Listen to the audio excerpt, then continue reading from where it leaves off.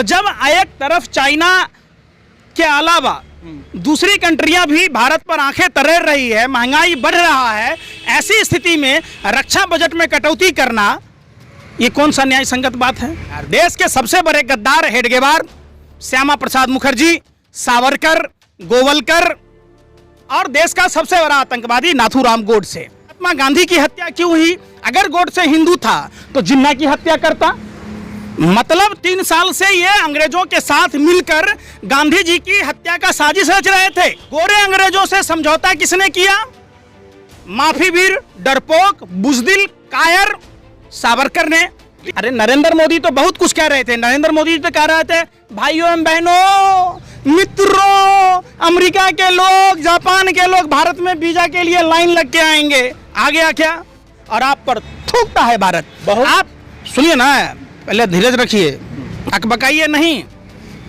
Bhajpa IT cell वाला कोई आपको भी नौकरी से ना निकाल देगा। पहले सुनिए पूरी बात। जिन जिन शब्दों का इस्तेमाल गोबर पात्रा, गौरव भाटिया जैसे लोग करते हैं या भाजपा के RSS के प्रवक्ता टीवी डिबेटों में करते हैं, तो आप भारत से माफी मांगिए कि हे भारत के नागरिकों, मैंने जो असंसदीय भाषा का इस्तेमाल किया, अमर्यादित भाषा का इस्तेमाल किया, इसलिए मैं नरेंद्र दामोदर दास मोदी पूरी भारत से माफी मांगता हूं। विकास का बाधक कह रहे जनसंख्या के हिसाब से, तो नरेंद्र मोदी का तो कोई जनसंख्या नहीं है घर में, तो अब तो देश में महंगाई नहीं होना चाहिए। उत्तर प्रदेश के ढोंगी अपराधनाथ का परिवार नहीं है तो अब महंगाई नहीं होना चाहिए। इनके माता पिताजी के कितने बाल बच्चे थे? गोवलकर ने कहा था, देश का सबसे बड़ा गद्दार, दूसरा सबसे बड़ा गद्दार, कि 95% लोगों को गरीब बनाना, 5% लोगों के हाथ में सत्ता का केंद्रीकरण देना। बातें जब देखिएगा तो प्रधानमंत्री इतना झूठ बोलने वाला पूरे विश्व में कोई आदमी नहीं है। इस वक्त हमारे साथ सोशल एक्टिविस्ट पंकज श्रीवास्तव जी मौजूद हैं। पंकज जी, नरेंद्र मोदी ने पूजा किया अशोक स्तंभ का, न्यू पार्लियामेंट का, लोग कह रहे हैं कि उसमें बदलाव है, आप कैसे देख रहे हैं? निश्चित तौर पर राष्ट्रीय जो प्रतीक है उसके साथ छेड़छाड़ संविधान के अवमानना का मामला बनता है। और दूसरी बात कि पहले जो अशोक स्तंभ थे, उस अशोक स्तंभ के जो प्रतीक है उसमें आप देखिएगा शेर का जो मुद्रा है, वो मुद्रा शांतिप्रिय मुद्रा है। और अब जो मोदी जी ने बनाया है उसे आदमखोर मुद्रा में स्थापित किया है। आदमखोर है जी, बिल्कुल। शेर का करके नजर आता है, जैसे शेर दहाड़ रहा हो। और जो उस आप देखिएगा कि उस हिसाब से और वो कि जिस हिसाब से अनुपम खेर, विवेक अग्निहोत्री कह रहे हैं नए भारत का शेर है। अरे भैया, नया भारत और पुराना भारत क्या है? नया भारत में आप चाइना पर कुछ बोल ही नहीं रहे, तो आप जाइए ना शेर की तरह वहां दहाड़िए ना, तब ना समझ में आएगा कि आप चाइना क्यों नहीं जा रहे। 2000 वर्ग मीटर जमीन चाइना ने कब्जा कर लिया। उधर नेपाल ने 7100 किलोमीटर के आसपास में जमीन जो है हथिया लिया, तो आप उस पर नहीं जा रहे हैं। आप भेजिए ना पूरा राष्ट्रीय स्वयंसेवक संघ के लफंडों को, जो भाला मरछा लेके देश में घूमते रहते, गांव-गांव गलियों में शक्ति प्रदर्शन करते, उनको लगाइए चाइना के बॉर्डरों पर, तो वो नहीं कीजिएगा। दूसरी बात है कि जिस राष्ट्रीय प्रतीक अशोक स्तंभ का अनावरण काल में, ये कोई भाजपा का पर्सनल इवेंट नहीं था, उनका कोई कार्यालय का नहीं था, किसी भाजपा नेता का घर का कार्यक्रम नहीं था, ये देश के संसद भवन के प्रांगण में उनके छत पर राष्ट्रीय प्रतीक का अनावरण था। तो उसमें देश की सभी पॉलिटिकल पार्टी के नेताओं को बुलाया जाना चाहिए जो चुनाव आयोग से संबद्ध है। नहीं बुलाना एक डिक्टेटरशिप को दर्शाता है। और दूसरी बात कि हर चीज़ को आप कुछ ना कुछ इनोग्रेशन करके उनके मूल स्वरूप को आप चेंज कर देते हैं, तब मूल स्वरूप को चेंज कर देने से कुछ तो होगा नहीं। वही तो कह रहे हैं अनुपम खेर कि बदला हुआ भारत है, ये भारत बदल रहा है, तरक्की कर रहा है। अनुपम खेर जैसे लोग मौका प्रस्त लोग हैं, ये मौका देख के बदल जाते हैं। अनुपम खेर रियल लाइफ और रियल लाइफ में समानता है। अनुपम खेर सत्ता की चटकारिता कर रहा। जो अनुपम खेर और विवेक अग्निहोत्री ने कश्मीर फाइल्स जैसे फिल्म बनाए, तो जब कश्मीरियों की हत्या हो रही, अभी पलायन शुरू हुआ, जब जब भाजपा का शासन आता है तब तक कश्मीरी पंडितों पर आफत विपदा बनकर टूटता है, पहाड़ टूटता है। 1990 में इनके 85 सांसद थे, एक भी सांसदों ने कश्मीरी पंडितों का मसला नहीं उठाया। 8 साल से मोदी जी हैं, कश्मीरी विस्थापित पंडितों को बसाया नहीं गया। अब फिर जब मोदी जी की सरकार आई, भाजपा की सरकार आई, तब कश्मीरी पंडितों के साथ हो रहा। तो आप क्या चाहते हैं कि देश श्रीलंका बने? श्रीलंका में इमरजेंसी लगी, यहाँ भी लग जाए आपको? हम चाह रहे हैं कि मोदी जी चाह रहे हैं 119% जीडीपी का कर्जा लेने के बाद श्रीलंका की स्थिति इतनी दयनीय हुई और हमने देश का भी 90% तक जीडीपी का कर्जा हो गया। तो जब हम कर्ज में हैं, आप एक बात बताइए, जब आप कर्ज में होंगे तो अपने लिए कार खरीदेंगे क्या? अपने लिए विशेष विमान खरीदेंगे क्या? आप 10 लाख का सूट 5 लाख का बूट पहनेंगे क्या? मशरूम सुरक्षा की बात है वो। अरे सुन लीजिए ना, प्रधानमंत्री की तुलकता की बात है। सब चीज आप कहिएगा, सुरक्षा कैसे होगा? जब सेना के बजटों में, रक्षा बजट में कटौती नहीं होगी तब ना मजबूती आएगा। तो जब एक तरफ चाइना के अलावा दूसरी कंट्रियां भी भारत पर आंखें तरेर रही है, महंगाई बढ़ रहा है, ऐसी स्थिति में रक्षा बजट में कटौती करना ये कौन सा न्याय संगत बात है? आप बताइए। पैसा नहीं ना, आरबीआई के पास पैसा कहाँ, हाथ उठा दी 2 बार। एक बात बताइए, आप कहते हैं कि 70 सालों से देश लूटता रहा, लुटेरों की सरकार थी, तो आप जैसे राजा हरिश्चंद्रों की सरकार में सब कुछ डूब कैसे रहा? ये बैंक तो 2014 से पहले नहीं डूब रहे थे। आप बैंकों को किसने डुबाया? आपको मूल में जाना होगा। गोवलकर देश का सबसे बड़ा गद्दार, देशद्रोही। गोवलकर के किताब देशभक्त है, गद्दार सुन लो नहीं है। यार, देश के सबसे बड़े गद्दार हेडगेवार, श्यामा प्रसाद मुखर्जी, सावरकर, गोवलकर और देश का सबसे बड़ा आतंकवादी नाथूराम गोडसे। आप एक बात, सब बात अगर आप आइएगा बारी बारी से बताऊंगा। 1945 में गोरे अंग्रेजों ने पिस्टल क्यों दिया था गोरखपुर के महंत को, और वो पिस्टल चोरी कैसे हो गई? 3 दिन बाद एफआईआर दर्ज कराया गया। और उसी पिस्टल से महात्मा गांधी की हत्या क्यों हुई? अगर गोडसे हिंदू था तो जिन्ना की हत्या करता। मतलब 3 साल से ये अंग्रेजों के साथ मिलकर गांधी जी की हत्या का साजिश रच रहे थे। 1942 में भारत छोड़ो आंदोलन को कुचलने के लिए किसने गोरे अंग्रेजों को चिट्ठी लिखा? श्यामा प्रसाद मुखर्जी ने। गोरे अंग्रेजों से समझौता किसने किया? माफी वीर, डरपोक, बुजदिल, कायर, सावरकर ने। 3 सरदार है, सुनो ना, जो माफी मांग लिया वो वीर हो सकता है, ये माफी वीर है, डरपोक है। अरे नरेंद्र मोदी तो बहुत कुछ कह रहे थे। नरेंद्र मोदी तो कह रहे थे, भाइयों एवं बहनों, मित्रों, अमेरिका के लोग, जापान के लोग भारत में वीजा के लिए लाइन लग के आएंगे। आ गया क्या? प्रधानमंत्री कहते थे, भाइयों एवं बहनों, मित्रों, जिस देश का रुपया गिरता है उस देश के प्रधानमंत्री का चरित्र गिरता है। तो आज क्या इनका चरित्र गिर गया है? आप उनकी बातों पर नहीं जाइए। आज फिर वही बात बता रहा हूं। आज जिन शब्दों को लेकर संसद में एक नया विधेयक लाया गया और उस पर रोक लगाने की बात की गई, तो भाजपा के प्रवक्ता 5 मिनट भी बगैर अपशब्द कहे डिबेट में बैठ सकते हैं क्या?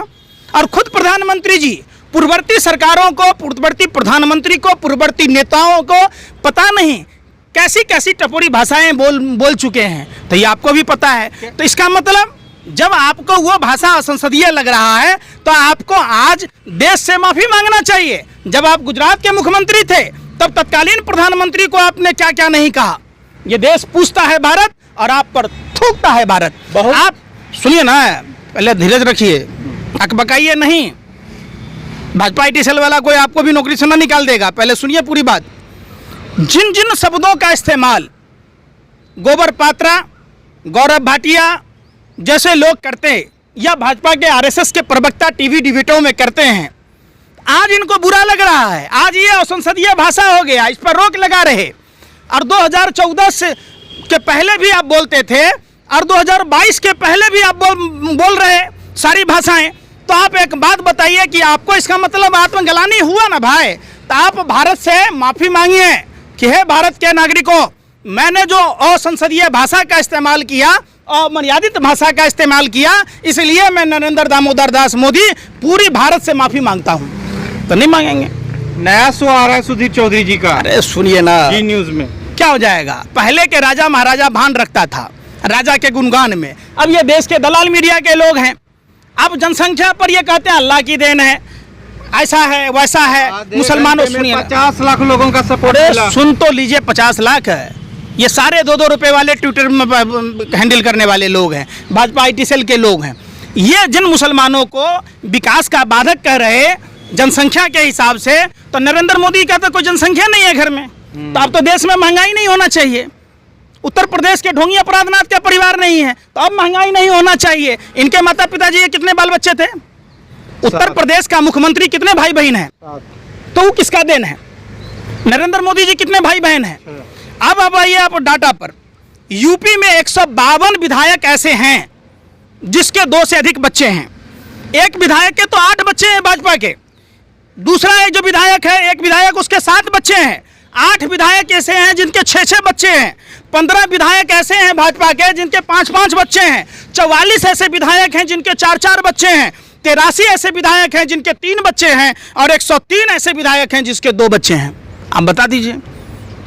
दूसरी बात, 96 को सांसद भाजपा के ऐसे हैं जिनके 3 से अधिक बच्चे हैं। 12 ऐसे सांसद हैं जिनके 5 बच्चे हैं। 21 ऐसे सांसद हैं भाजपा के जिनके 4 बच्चे हैं। और भाजपा के सहयोगी अपना दल के पकौड़ी लाल के तो 7 बच्चे हैं। और भाजपा के विधायक सुरेंद्र सिंह जी कह रहे थे, पकौड़ी लाल अपना दल के सांसद हैं, उनके कितने बच्चे हैं आपको पता है? 7 बच्चे हैं। और सुरेंद्र सिंह कह रहे थे 5-5 बच्चे पैदा करो। इनके भाजपा के तमाम नेता कह रहे, तो इनको देश के प्रति है।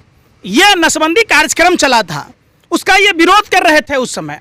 जब ये डिजिटल क्रांति की बात आई, राजीव गांधी जी कंप्यूटर लाए, तब ये विरोध कर रहे थे। आज ये डिजिटल पर श्रेय ले रहे। तो आप ये कहते हैं कि कांग्रेस का बनाया हुआ, ये कांग्रेस का बनाया हुआ, तो बेच क्या रहे हो आप? आपने शौचालय बनाई है तो शौचालय बेचो, लगाओ शौचालय का सेल। आप भेल बेच रहे हो, रेल बेच रहे हो, सेल बेच रहे हो, बैंक बेच रहे हो। कोई भारत का कोना बचा क्या? आपका बस नहीं चले, नहीं तो अपने आप को बेच लोगे। नरेंद्र मोदी तो क्या है, आप जमीन बेच चुके। अपने आप को बेच प्रधानमंत्री, अरे सुन तो लो, बेच ही लिया ना भाई। जिस व्यक्ति के पास देश का संसाधन, देश का इज्जत होता है, प्रतिष्ठा होता है। जैसा आपने सुना था सुषमा स्वराज को, ये करेंसी नहीं, महज कागज का टुकड़ा नहीं है, देश का इज्जत है। तो देश में जितनी संस्थाएं हैं वो देश का इज्जत है। आखिर देश की इज्जतों को बेचने का काम कर रहे हैं तो इसका क्या मतलब है? एक प्रधानमंत्री का ये काम है कि सेल लगा के बेचना? आप बताइए, नित्य नए प्रयोग करते कौन सी संस्था को डुबोना है और कौन सी संस्था बेच देना है। एक बात बताइए, अडानी को कितने बैंकों का कर्जा मिला हुआ है? एक कर्जदार आदमी बैंक को डुबो रहा है और वही आदमी घाटे का संपत्ति खरीदेगा। कैसे खरीदेगा? आप कोई घाटे का संपत्ति खरीदोगे? इसके पीछे का खेल समझिए। गोवलकर ने कहा था, देश का सबसे बड़ा गद्दार, दूसरा सबसे बड़ा गद्दार, कि 95% लोगों को गरीब बनाना, 5% लोगों के हाथ में सत्ता का केंद्रीकरण देना। आज ये लोग जानबूझकर निजीकरण के नाम पर देश को बेच रहे हैं। आप बताइए ना। गुजरात मॉडल, आपको भ्रष्ट गुजरात मॉडल नहीं दिखा कि कार जो है सड़क के अंदर नीचे अंडरग्राउंड पार्किंग में डायरेक्ट घुस रही है? आइए ना, पधारिए कुछ दिन गुजरात में। नर्मदा पर जो नहर परियोजना लागू हुई थी, टेस्टिंग के समय ही दह गया। प्रधानमंत्री जी, आप ही लोग बार बार बोलते हैं प्रधानमंत्री जी पढ़े लिखे रहे, साइंस पे लेक्चर देते हैं। वो देखो बात बताइए, छोटा सा बात पूछता हूँ। प्रधानमंत्री जी का जन्म 1950 में हुआ, ठीक है। 18 साल की उम्र में उन्होंने शादी की, 20 साल की उम्र में पत्नी को छोड़ दिया। इनकी माँ चौका बर्तन करती थी, पिताजी चाय बेचते थे। लेकिन इनके पिताजी अब्बास को पकवान खिलाते थे और बढ़िया स्कूल में पढ़ाते थे और इनको भीख मंगवाते थे। और ये अपनी माँ का अभी 100वां जयंती मनाए हैं। और स्पेनिश फ्लू बीमारी से कहते हैं कि हमारी नानी मर गई। तो स्पेनिश फ्लू बीमारी जो है 1918-1920 में हुआ। और 22 में जब इनकी माँ का उम्र 100 साल हुआ, यानी इनकी जो नानी है, अब नानी का उम्र बता दीजिए। और 18-19 में स्पेनिश फ्लू हुआ। आप बताइए, 1922 में अगर जन्म होगा तो 2022 में 100 साल होगा। माँ के पैदा होने से पहले ही नानी चल गई। अरे भाई, तो वही तो पूछ रहे हैं हम आपसे कि सबसे बड़ा बात पूछ रहे हैं कि स्पेनिश फ्लू जो है, माँ पैदा भी नहीं हुई और तब नानी गुजर गई, तो स्पेनिश फ्लू से कैसे मरी? मोदी जी के माँ का जन्म 22 में अगर 100वां जन्मदिन मना है तो 1922 में जन्म हुआ होगा। और 18 और 19-20 के बीच में स्पेनिश फ्लू बीमारी आई यानी नानी का निधन जो था 1920 में हुआ, तो उस समय उनकी माँ का जन्म नहीं था। तो प्रधानमंत्री सच कब बोलते हैं? यही बात तो सीखने की चीज़ है, लोगों को समझने की चीज़ है। फिर क्या कहते हैं ये 40 साल भीख मांगा, हम गुफा में गए, हम MA इंटायर पॉलिटिकल साइंस किए, हम चाय बेचे, हम ये काम किए। तब भैया बता दो कितना साल उम्र हो गया? 18 साल में शादी, 20 साल में पत्नी छोड़ा, न जसोदाबेन बेचारी न सुहागन रही, न विधवा रही, न कुमारी रही। अब उसके बाद आइए आप आगे का MA इंटायर पॉलिटिकल साइंस कितने साल में कीजिएगा? 40 साल भीख मांगा, तो 40 और 20 60 साल हो गया। कभी भी फिर मान लीजिए गुफा में गए, कब चाय बेचे। ये सारी बातें जब देखिएगा तो प्रधानमंत्री इतना झूठ बोलने वाला पूरे विश्व में कोई आदमी नहीं है। चलिए, बहुत बहुत शुक्रिया।